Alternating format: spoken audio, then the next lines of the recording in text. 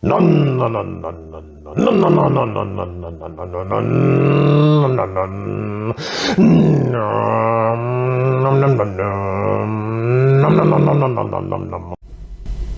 Lord, you have searched me and known me. You know when I sit down in the driver's seat, and when I rise up through the gears. You discern my thoughts from a car.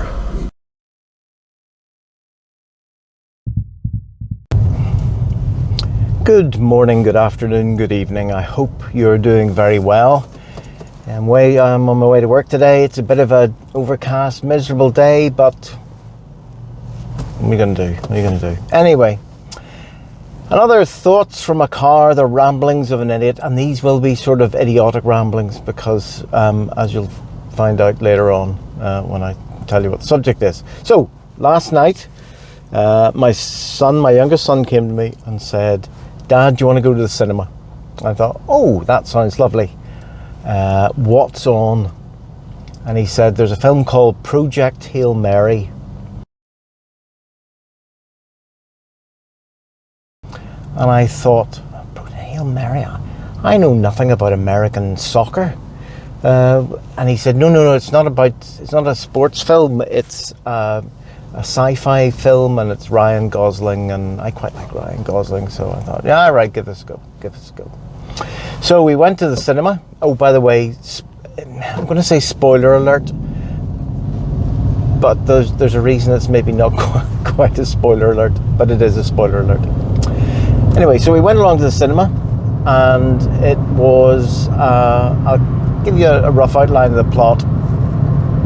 Apparently there's something wrong. Some little microorganism is eating the sun, our sun, and in about 30 years, a quarter of the world's population is going to go, or something like that. So Ryan Gosling is a science teacher who is sent up in a spaceship. Everybody else in the spaceship dies apart from him. And it's his job to try and get samples of something that's going to hopefully defeat this other microorganism. So, and as I normally do in the cinema, it's dark in the cinema, the seats recline, I fall asleep. That's what I do. So I think I fell asleep for part of the film, which is why it's not entirely a spoiler alert on it, because I didn't see part of it. But anyway, turns out that this little rock creature from Iridian is also trying to, I think, save its little rock population, and so they meet up.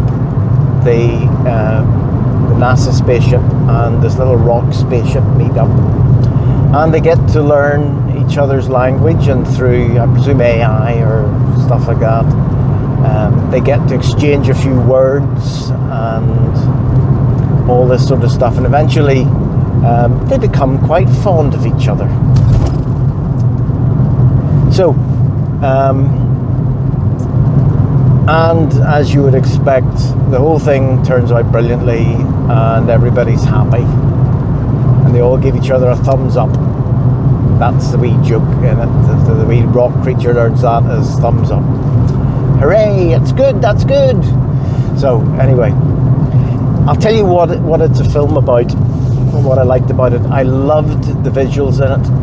I loved the cinematography and all that sort of stuff. It looked brilliant, and it was one of these ones that jumped between the past and the present and all this. So it was brilliant to watch, and the music was terrific, and it was great that way.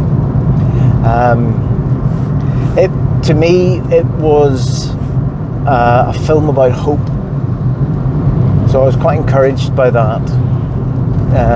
The Hail Mary bit of it, the American football bit. Hail Mary apparently is you throw the ball wildly in the 1,000,000 to 1 chance that somebody's going to catch it and score a touchdown. So it was a film about hope.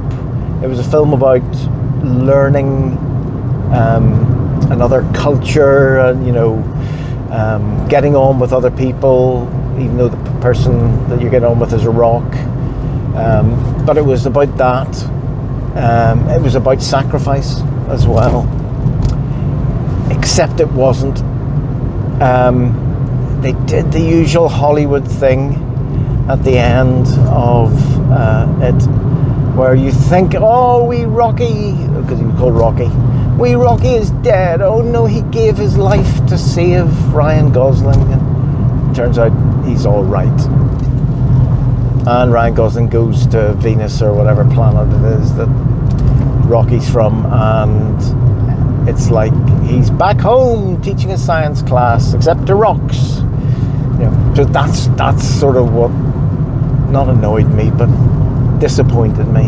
It was made very Hollywood at the end, instead of being something profound or something that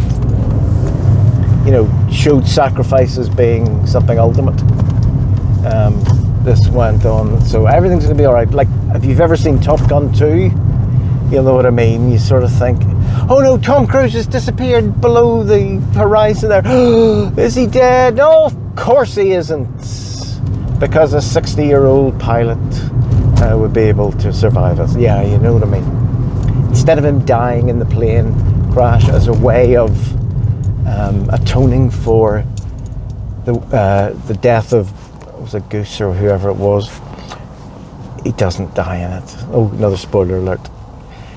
So, what was I saying? Oh yes, it was it was a film about hope, but it was made very Hollywood at the end, and it sort of disappointed me a wee bit. But it's worth going to see. You will sit through it and think, why am I sitting through this? This is weird. And it is weird. Some of it is strange, and you think, is this supposed to be a comedy thing? Because there's some funny-ish bits, and then there's some cutesy Steven Spielberg, rubber aliens sort of looking sort of things, except it's a rock. It's a CGI thing, I presume. So it will feel strange, but it is worth having a watch. Because, as I said, the theme of the thing is hope. It's about trusting yourself. It's about striving forward even against the odds. And in this world of rising fuel prices and Trump's wars and this sort of friction between different cultures and ethnicities, it's a good film to see. It's a good film to see. So, enjoy whatever you're doing today. If you're going to the cinema, have a gander at Project Hail Mary. You might enjoy it, you might not, obviously.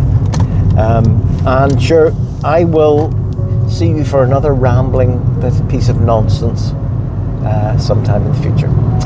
Okay, take care now. Bye-bye.